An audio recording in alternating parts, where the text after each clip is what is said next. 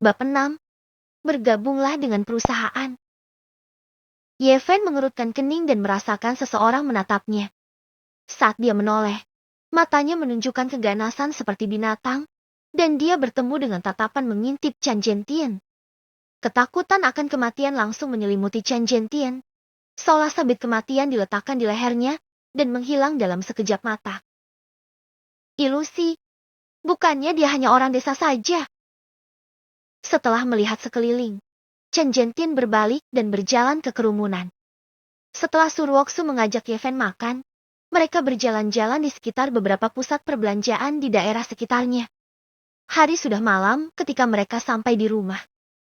Menghadapi tatapan ambigu ibu mereka, Yeven dan Surwoksu naik ke atas. Setelah mencuci dan mengganti piyama, Surwoksu bersiap untuk tidur.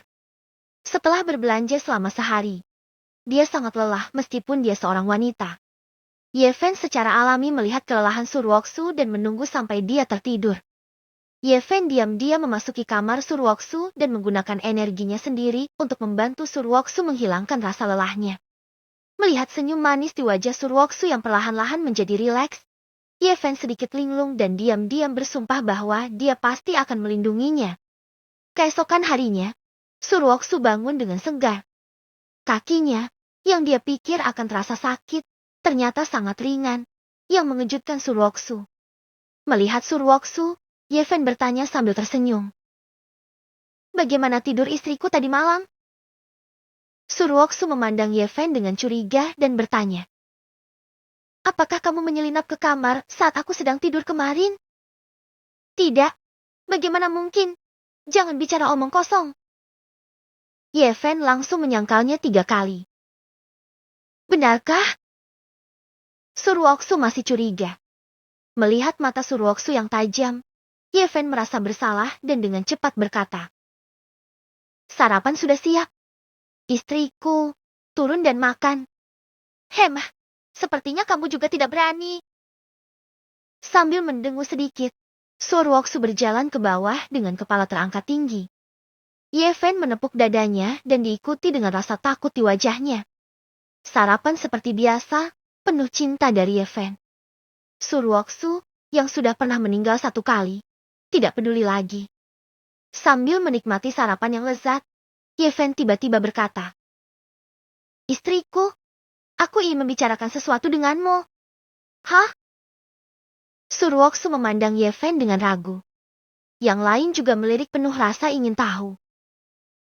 Begini, sebagai laki-laki aku perlu diberi motivasi.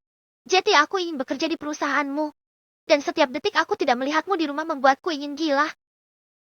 Mendengar kata-kata menjijikan seperti itu, semua orang di keluarga Su merinding. Maaf, tidak ada posisi yang cocok untukmu di perusahaan saat ini. Surwoksu langsung menolak. Saat dia memikirkan Yeven yang berkeliaran di depannya sepanjang hari, dia takut dia akan menjadi gila dulu. Tentu saja, Yeven tidak akan menyerah begitu saja. Melihat Surwoksu tidak bisa digerakkan, dia dengan tegas mengalihkan perhatiannya ke Tuan Su dan Sukilin. Kakek, ayah, jika aku tinggal di rumah sepanjang hari, aku akan dicerna dan dimakan oleh orang lain. Reputasi pribadiku kecil.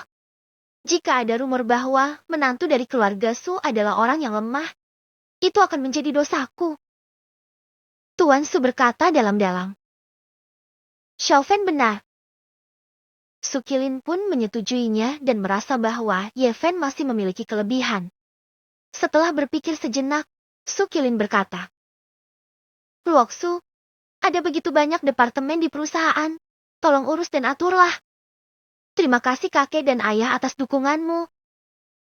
Saat dia berbicara, Yeven menoleh untuk melihat Surwoksu dengan ekspresi bangga di wajahnya, membuatnya memutar matanya dengan marah. Menekan amarahnya, Surwoksu mengerutkan kening dan berkata, Tidak apa-apa untuk pergi bekerja, tapi hubungan kita harus dirahasiakan. Tidak masalah. Jadi setelah makan, Yeven mengikuti Surwoksu ke perusahaan. Di lantai bawah Sugruk, lalu lintas padat.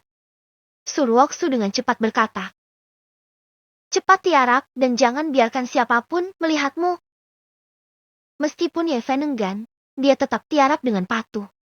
Dia menundukkan kepala dan menyadari bahwa Surwoksu mengenakan rok pendek hari ini. Istriku, hari ini juga merah ya? Yeven tampak tersenyum tidak senonoh. Brengsek, berbaliklah. Wajah Surwoksu penuh rasa malu dan marah, dan dia ingin meninju wajah Yeven. Tapi bagaimana Yeven bisa melepaskan kesempatan seperti itu? Setelah memarkir mobil di garasi lantai bawah dan memastikan tidak ada orang di sekitar, Yeven keluar dari mobil. Kamu naik tangga? Surwoksu tidak berkata apa-apa, berbalik dan pergi dengan marah. Di lantai 23, Surwoksu melihat wajah Yeven yang perlu dipukul begitu dia keluar dari lift. Bagaimana kamu bisa sampai di sini? Surwoksu tampak terkejut. Hanya lift eksklusif Surwoksu yang bisa naik ke lantai 15. Dan tidak ada pemberhentian di antaranya. Berlari? Yeven berkata tanpa basa-basi. Surwoksu tentu saja tidak mempercayainya. Tapi dia tidak terlalu memikirkannya. Memasuki kantor, Surwoksu memanggil sekretarisnya dan berkata, lowongan apa lagi yang ada di perusahaan sekarang? Sekretaris itu memandang Yeven dengan rasa ingin tahu. Dia tidak tahu siapa Yeven. Tetapi dia meminta Surwoksu untuk mengaturnya secara langsung. Dia dengan cepat dan penuh hormat berkata, Direktur, menurut Anda apakah Departemen Pemasaran masih kekurangan wakil direktur? Departemen Pemasaran. Surwoksu mengerutkan kening dan berkata dengan cepat. Yang ini tidak boleh. Cari yang lain. Departemen Pemasaran adalah yang paling menguntungkan. Jadi mengapa Surwoksu melepaskan Yeven? Jantung sekretarisnya berdebar kencang. Jika bagian pemasarannya kurang baik, apakah karena dia tidak menyukai posisinya yang rendah? Kemudian dia menambahkan. Departemen Sumber Daya Manusia masih kekurangan posisi wakil direktur. Urusan manusia adalah hal yang paling mudah untuk dipusingkan. Jika Yeven pergi, dia mungkin menimbulkan masalah. Tidak. Surwoksu berpikir untuk menolaknya lagi. Tidak. Apakah ada posisi akar rumput yang lebih sulit? Wajah sekretaris itu penuh dengan pertanyaan. Apa yang dimaksud direktur dengan ini? Jeti sekretaris itu dengan ragu-ragu berkata. Masih ada kekurangan petugas keamanan di lobi? Apakah menurut Anda tidak apa-apa? Surwoksu menunjukkan senyum puas dan berkata. Oke, itu hanya penjaga keamanan. Anda dapat segera membawanya untuk bergabung dengannya. Wajah Yeven menjadi hitam saat ini. Dan dia berpikir, mengapa dia bisa begitu kejam hanya dengan mengintip? Dia bahkan mengincarnya secara langsung dan berusaha menghindarinya. Tapi Yeven tidak punya modal untuk memprotes. Jadi setelah prosedurnya selesai, dia dengan gemilang menjadi penjaga keamanan. Dan dia adalah penjaga keamanan garasi tingkat rendah. Berdiri di kotak penjaga di pintu garasi, Yeven masih mengumpat. Sukilin lewat dan melihat sekilas Yeven. Wajahnya sedikit terkejut, lalu dia berkata dengan ekspresi jelek. Sylvan, kenapa kamu ada di sini? Jika Tuan Su mengetahuinya, dia pasti akan marah. Setelah memikirkannya, Sukilin berkata, saya akan naik dan menugaskan kembali posisi Anda nanti. Yeven dengan cepat berkata, tidak perlu ayah, ini atas kemauanku sendiri. Ruoksu juga ingin melatihku. Mulai sebagai penjaga keamanan. Aku bisa mengenal personel dan lingkungan perusahaan lebih cepat. Sukilin menatap Yeven dalam-dalam dan mengangguk. Oke, jika kamu ingin berganti posisi, datang saja kepadaku dan aku akan mengaturnya untukmu secara pribadi. Dia tidak berharap Yeven bersikap begitu masuk akal. Dan Sukilin mau tidak mau menilai Yeven sedikit lebih tinggi.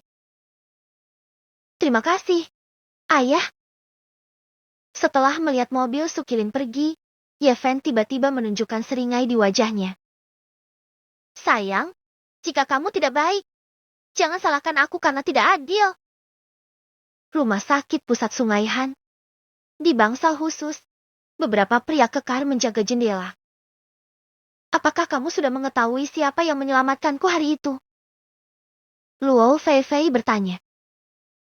Presiden, diketahui bahwa menantu baru dari keluarga Su, Ye Fen, yang menyelamatkan Anda. Luo Feifei tampak terkejut dan berkata, menantu dari keluarga Su. Memikirkan sesuatu, Luo Feifei berkata sambil berpikir. Siapkan hadiah, dan saya akan datang untuk mengucapkan terima kasih secara pribadi. Iya, Presiden. Di lantai atas Su Group, di kantor ketua. Begitu Su Qilin tiba dan duduk, dia memanggil Surwoksu dan memberinya pelajaran. Surwoksu keluar dari kantor ketua dengan wajah gelap dan kembali ke kantornya sendiri. Kesalahan itu secara alami ditempatkan pada Ye Fen. Kamu bajingan. Kamu berani mengadu. Kamu tidak tahu malu. Saat ini, sekretaris memasuki kantor dengan membawa dokumen tersebut.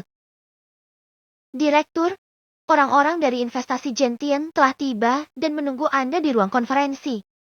Oke, saya mengerti. Surwoksu menyurutkan emosinya dan menyesuaikan keadaannya sebelum menuju ke ruang konferensi. Namun, begitu mereka memasuki ruang konferensi, Direktur Proyek dan Sekretaris Investasi Gentian sudah menunggu di sana, yang merupakan kenalan Surwoksu. Ruoksu, kita bertemu lagi, kata Chen Gentian sambil tersenyum. Ekspresi Surwoksu menjadi jelek. Dia tidak menyangka bahwa orang yang dikirim oleh Gentian Investment sebenarnya adalah Chen Gentian.